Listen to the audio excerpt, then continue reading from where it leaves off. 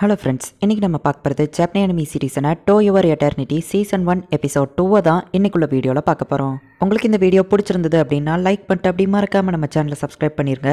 இந்த அனிமே என்னோட லெஜெண்டரி லிஸ்ட்டில் இருக்கிறதுனால ரொம்பவே சூப்பராக இருக்கும். கதை உங்களுக்கு புரியலன்னா கூட கொஞ்சம் பொறுமையாக வாட்ச் பண்ணுங்கள், போக போக உங்களுக்கு புரிய ஆரம்பிச்சிடும். சரி வாங்க நம்ம வளவலன்னு பேசாமல் இன்னைக்குள்ள கதைக்குள்ளே போகலாம். இன்றைக்கி நம்ம பார்க்க போகிறது to your eternity season 1 episode 2. அந்த ஆர்புக்கு இப்போ சில விஷயங்கள் தெரிய ஆரம்பிச்சுது.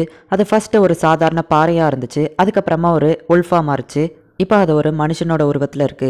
மனுஷனோட உருவத்தில் அது இருக்கிறதுனால அதுக்கு சாப்பாடு தேவைப்படும். ஆனால் அது தெரியாததுனால சாப்பிடாம இருந்தே அந்த ஆர்ப் இறந்து போயிடுச்சு. அந்த ஆர்ப் கிட்டத்தட்ட 6 தடவை இறந்து போயிடுச்சு. ஆனால் அது எத்தனை தடவை இறந்தாலும் திரும்ப வந்துடும். அது தடவை இறந்து போனப்போ 2 வாரம் கழிச்சு தான் திரும்ப வந்துச்சு. பெயின் அப்படிங்கிறது ஒரு மனுஷனை ரொம்பவும் ஈஸியாக வளர வைக்கும், சுச்சுவேஷனுக்கு தகுந்தபடி அடாப்ட் பண்ணிக்கிடும். அதே மாதிரி தான் இப்போ அந்த ஆர்ப் கடைசியாக இறந்தப்போ வெறும் 12 மணி நேரத்தில் திரும்ப வந்துடுச்சு. இப்போ அந்த ஆர்ப் திரும்பவும் ஒரு தடவை இறந்து போயிடுச்சு.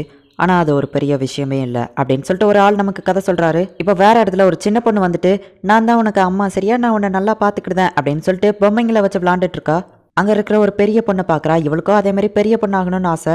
ஹே மார்ச், நான் உனக்காக இன்னொரு குழந்தைய செஞ்சு கொண்டு வந்திருக்கேன்.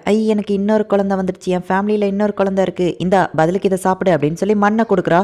அப்போ அந்த பரவனா அப்படிங்கிறவளோ அந்த மண்ணை சாப்பிட்ற மாதிரி பில்டப் கொடுத்து இது ரொம்ப டேஸ்ட்டாக இருக்கு அப்படின்னு சொல்லி அவள் கூட சேர்ந்து விளாடுறா. அப்பா அம்மா பாருங்க, என் ஃபேமிலியில் இன்னொரு குழந்தை சேர்ந்துருச்சு அப்படின்னு சொல்லிட்டு மார்ச் அவங்க அப்பா அம்மாட்ட சொல்கிறா. இவளை பார்த்துக்கிட்டதுக்கு தேங்க்ஸ் அப்படின்னு அவங்க அப்பா அம்மா சொல்லவோ, இவ கூட சேர்ந்து விளாடுறது எனக்கும் ஜாலியாக தான் இருக்கு அப்படின்னு அவள் சொல்கிறா. அப்பா அம்மா, நான் எப்போ ஒரு குழந்தைக்கு அம்மாவா மாறுவேன் அப்படின்னு சொல்லி அவள் கேட்குறா. அதுக்கெல்லாம் இன்னும் நிறைய டைம் இருக்கு அப்படின்னு அவங்க அம்மா சொல்லவோ, நான் இப்போவே மாறணும் அப்படின்னு சொல்லி அவள் அடம் பிடிச்சிட்டு, இனிமேல் நான் தான் உனக்கு அம்மா சரியா அப்படின்னு சொல்லி அவனோட தம்பியை தூக்கி வச்சுட்டு இருக்கா.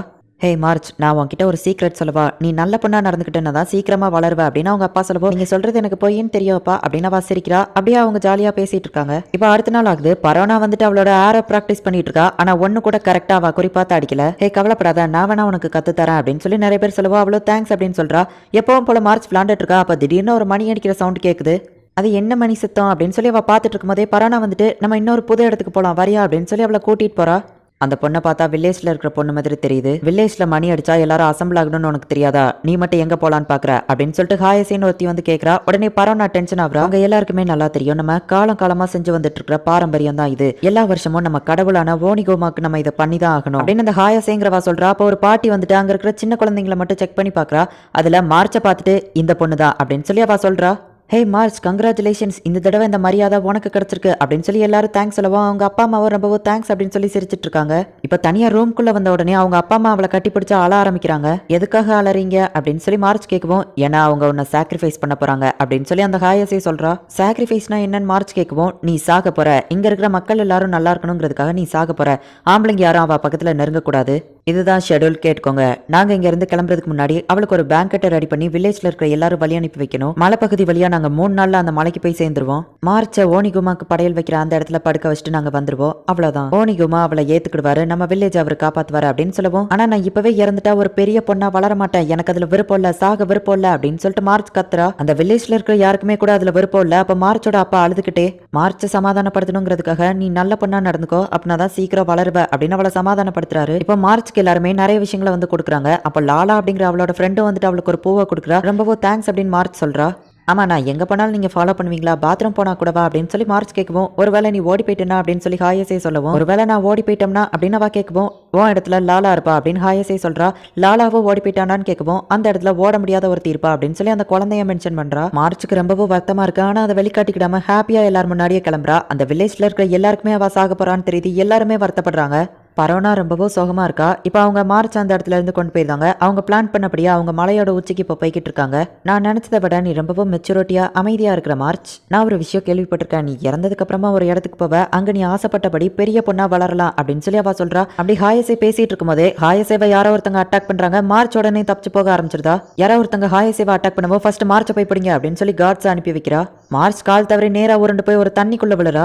ஹே, அந்த பொண்ணு எங்க போனா அப்படின்னு சொல்லிட்டு செக்யூரிட்டி கார்ட்ஸ்லாம் அவளை தேடிட்டு இருக்காங்க. எனக்கு சாக விருப்பம் இல்ல அப்படின்னு சொல்லிட்டு இப்ப அவ மூஞ்செல்லாம் கரியா இருக்கு. அதை ஃபர்ஸ்ட் தொடக்கிறா தண்ணிய வச்சு. அப்ப பார்த்தா அவ கை பக்கத்துல ஐபால் மாதிரி ஏதோ ஒண்ணு இருக்கு. அவ அதை எடுக்கவும் அதை அப்படியே இழுத்துக்கிட்டு போகுது. மார்ச் அதை அப்படியே பாத்துக்கிட்டே இருக்கா. இப்ப அந்த ஆர்ப் எந்திக்கவும் மத்த கார்ட்ஸும் அந்த இடத்துக்கு வராங்க. இது ஏதோ மான்ஸ்டர் அப்படின்னு சொல்லி அவங்க பயந்து ஓட ஆரம்பிச்சிருந்தாங்க. நம்ம ஆர்பை இதுக்கு அப்புறமா ஹீரோ அப்படின்னு கூப்பிட ஆரம்பிக்கலாம். இப்ப நம்ம ஹீரோ வந்துட்டு ஃபுல்லா ஹீலிங் ஆகுறான். இது எதுவும் மேஜிக்கா, நீங்க யாரு அப்படின்னு சொல்லிட்டு மார்ச் கேக்குறா. ஆனா நம்ம ஹீரோக்கு தான் இன்னும் பேச தெரியாது அப்படிங்கறதுனால அவன் எதுவுமே பேசல. நான் பேசினா பதில் சொல்லுங்க, என்னையவும் உங்க கூட கூட்டிட்டு போங்க அப்படின்னு சொல்லி மார்ச் அவனை ஃபாலோ பண்றா. அவ்வளோ ஈஸியில என்கிட்ட இருந்து தப்பிக்க முடியாது. இந்த பேக்ல என்ன வச்சிருக்க? ஓ, அவ இறந்து போன மாதிரி ஃபேக்கா ரெடி பண்ணலாம்னு நினைச்சியா அப்படின்னு சொல்லி ஹாயசை கேட்கறா. பார்த்தா பரவனா வந்துட்டு மார்ச்சை காப்பாத்த வந்திருக்கா. மார்ச்சை தப்பிக்க விட்டீங்களா அப்படின்னு சொல்லி அவ கேட்கவும், நம்ம வேணா வில்லேஜ்ல போய் வேற பண்ண தூக்கிட்டு வரலாம் அப்படின்னு சொல்லி அந்த செக்யூரிட்டி சொல்லவும், இல்ல எனக்கு மார்ச் தான் வேணும் அப்படின்னு ஹாயசை சொல்லிட்டு கிளம்புவோம். நாங்க ஒரு மான்ஸ்டர் பார்த்தோம், ஜாக்கிரதா அப்படின்னு அந்த செக்யூரிட்டி சொல்றாங்க. ஆமா, என்னோட பேர் மார்ச், உங்களோட பேர் என்ன? ஆமா, நீங்க அதை எப்படி பண்ணீங்க? பரோனா கூட விளையாண்டுட்டு இருந்தப்போ அவ ஒரு தடவை இதை பத்தி சொல்லியிருக்கா. இதை ஏதோ சொல்லுவாளே, இம்மார்டல். நீங்க ஒரு இம்மார்டலா? உங்களை பார்த்தா இந்த இடத்துல இருந்தவர் மாதிரி தெரியல, நீங்க வேற இடத்துல இருந்து வரீங்களா? ஹேய், நான் உன்கிட்ட தான் பேசிட்டு இருக்கேன், நீ என்ன பதிலுக்கு பேசவே மாட்டேங்கிற அப்படின்னு சொல்லி மார்ச் டென்ஷன் ஆகுறா. மரத்துல ஒரு பழம் இருக்கிறத நம்ம ஹீரோ பார்த்துக்கிட்டே இருக்கான். ஓ, உங்களுக்கு பசிக்குதா? எனக்கும் பசிக்குது அப்படின்னு சொல்லிட்டு மார்ச் அந்த பழத்தை எடுக்கிறா. நம்ம ஹீரோ இதுக்கு முன்னாடி உல்ஃபா இருந்தாங்கிறதுனால நாய் மாதிரியே தான் சாப்பிடுறான். அப்பா அம்மா உனக்கு மேனர்ஸ்லாம் கத்து கொடுக்கலையா? இதை ஏதோ இப்படி கையில வச்சு சாப்பிடணும் அப்படின்னு அவ சொல்லவும் நம்ம ஹீரோ அதை தட்டி விட்டு திரும்பவும் நாய் மாதிரியே சாப்பிடுறான். அவ பல தடவை நம்ம ஹீரோக்கு சொல்லி கொடுக்க ட்ரை பண்ணியும் அவன் திரும்ப திரும்ப தட்டி விட்டு நாய் மாதிரியே சாப்பிட்டுட்டு இருக்கான். அவளுக்கு அழுகையா வருது. இந்த அப்படி அப்படின்னு சொல்லிட்டு நம்ம ஹீரோவை பழத்தை வச்சே அடிக்கிறா. ஆனா அவன் அதை கண்டுக்கிடாம அதை போய் சாப்பிட்டுக்கிட்டே இருக்கான். இவ பழத்தை தூக்கி போட்டா அதை போய் சாப்பிட்டுட்டு நம்ம ஹீரோ திரும்ப இவாக்கிட்டே வரவும் அவளுக்கு அது ஜாலியா இருக்கு. அப்படியே அவன் கூட விளையாட ஆரம்பிக்கிறா. ஹியூமன் ஃபார்முக்கு மாறினதுக்கு அப்புறமா அப்பதான் ஃபர்ஸ்ட் டைமா நம்ம ஹீரோ சாப்பிட்டு முடிக்கவும் அவன் இப்ப நார்மல் ஆகுறான். உடனே இவ்வளவு பொறுமையா பக்கத்துல போயிட்டு அவனுக்கு ஓட்டி விடுறா.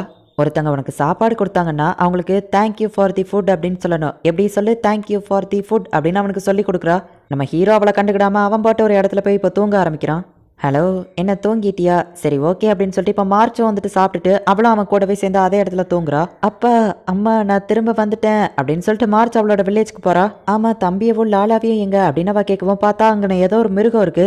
அந்த மிருகம் அந்த பாப்பாவையும் லாலா அப்படிங்கிற பொண்ணையும் சாப்பிட்டுட்டு இருக்கு. இது எல்லாத்துக்கும் காரணம் நீ தான் மார்ச். நீ ஓடி போனதுனால தான் உன் இடத்துல இப்போ அவங்க இருக்காங்க அப்படின்னு சொல்லிட்டு எல்லாருமே இவளை திட்டுற மாதிரி அவளுக்கு ஒரு கனவு. இப்போ கனவுல இருந்து எந்திரிச்சு அழ ஆரம்பிக்கிறா. அப்படியே அந்த இடத்துல இருந்து நடந்து போக ஆரம்பிக்கிறா. இப்போ அடுத்த நாள் காலையில நம்ம ஹீரோ எந்திரிச்சு பார்க்கறான். பார்த்தா மார்ச்சை காணும். மார்ச் காட்டுக்குள்ள நடந்து போயிட்டு இருக்கா. நம்ம ஹீரோவோ கரெக்டா அவ பின்னாடியே ஃபாலோ பண்ணி வந்துருதான். ஹே, நீ எதுக்காக என்ன ஃபாலோ பண்ற? இந்த அப்படி அப்படின்னு சொல்லி அந்த பழத்தை தூக்கி போடுறா. அதை சாப்பிட்டுட்டு திரும்ப நம்ம ஹீரோ பின்னாடியே வந்துட்டு இருக்கான். இஷ்டத்துக்கு அவ நிறைய பழத்தை தூக்கி போடுறா. எல்லா பழத்தையும் சாப்பிட்டுட்டு நம்ம ஹீரோ பின்னாடியே வந்துட்டு இருக்கான். ஹே, நான் ஒன்னும் அம்மா இல்ல, என் பின்னாடியே வராத அப்படின்னு அவ சொல்றா. இந்த இடத்துல இந்த எபிசோட் முடியுது. அந்த மார்ச் அப்படிங்கிற பொண்ணுக்கு அம்மாவாகணும் அப்படின்னு சொல்லி தான் ஆசை. நம்ம ஹீரோக்கு விவரமே தெரியல. அவன் குழந்தைத்தனமா இருக்கிறதுனால அவளுக்கு நம்ம ஹீரோவை இப்ப பிடிச்சிருக்கு. கதை என்னடா நார்மலா போய்கிட்டு இருக்கு, இது நல்லாவே இல்லையா அப்படின்னு சொல்லி நீங்க நினைக்கலாம். ஆனா கொஞ்சம் கதையை பொறுமையா பாருங்க. ஏன்னா போக போக தான் கதை சும்மா வேற லெவல்ல போக ஆரம்பிக்கும். ஸோ பொறுமையா மிஸ் பண்ணாம என்ஜாய் பண்ணுங்க. அண்ட் உங்களுக்கு இந்த வீடியோ பிடிச்சிருந்தது அப்படின்னா லைக் பண்ணிட்டு அப்படி மறக்காம நம்ம சேனலை சப்ஸ்கிரைப் பண்ணிருங்க. தேங்க்யூ ஃபார் வாட்சிங். Bye guys. நெக்ஸ்ட் எபிசோட்ல மீட் பண்ணலாம்.